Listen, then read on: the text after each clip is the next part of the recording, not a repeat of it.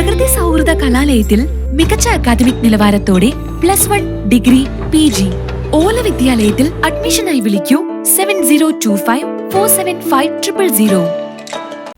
Malampuzha dam തുറന്നതോടെ ഭാരതപ്പുഴയിലും കൈവഴികളിലും ജലനിരപ്പ് ഉയർന്നു. ഈ വർഷം പുഴയിൽ ഇത്രയും ഒഴുക്ക് കരുത്താർജിക്കുന്നത് ഇതാദ്യമാണ്.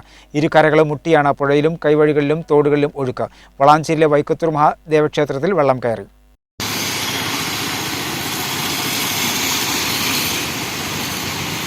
പുഴയിലെ തടയണകളെല്ലാം നിറഞ്ഞ അവസ്ഥയാണ്. ഡാം തുറന്നതിനു പിന്നാലെ പുഴയ്ക്ക് കുറുകെയുള്ള തടയണകളിലെ ഷട്ടറുകൾ ജല അതോറിറ്റി പൂർണ്ണമായും തുറന്നിട്ടുണ്ട്.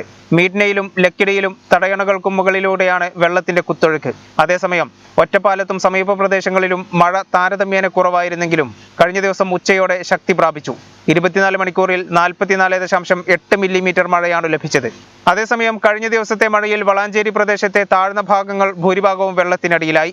വളാഞ്ചേരി മേഖലയിൽ വലിയ നാശനഷ്ടങ്ങളൊന്നും സംഭവിച്ചില്ലെങ്കിലും മിക്കയിടങ്ങളും വെള്ളത്തിനടിയിലാണ്. വളാഞ്ചേരി വൈക്കത്തൂർ മഹാദേവ ക്ഷേത്രത്തിലും വെള്ളം കയറി. മഴ ശക്തമാകുന്നതോടെ വെള്ളം കയറുന്ന പ്രദേശമായി വൈക്കത്തൂർ മാറിയിട്ടുണ്ട്. സമീപ പ്രദേശങ്ങളിൽ താമസിക്കുന്നവരും ഏറെ ബുദ്ധിമുട്ട് അനുഭവിക്കുന്നു. വർഷങ്ങളായി ഇതേ അവസ്ഥയാണ് പ്രദേശത്തുണ്ടാകുന്നത്. അതിനിടെ പാലക്കാട് ജില്ലയിലെ പോത്തുണ്ടി, മംഗലം, മലമ്പുഴ, കാഞ്ഞിരപ്പുഴ ഡാമുകളും തുറന്നിട്ടുണ്ട്. ഇവിടങ്ങളിൽ നിന്നുള്ള വെള്ളം മുഴുവൻ ഒഴുകിയെത്തുന്നത് ഭാരതപ്പുഴയിലേക്കാണ്. അതിൽ പോത്തുണ്ടി, മംഗലം എന്നീ ഡാമുകളിലെ വെള്ളം വരുന്ന ഗായത്രി പുഴയിലെ ജലനിരപ്പും ഉയർന്നിട്ടുണ്ട്.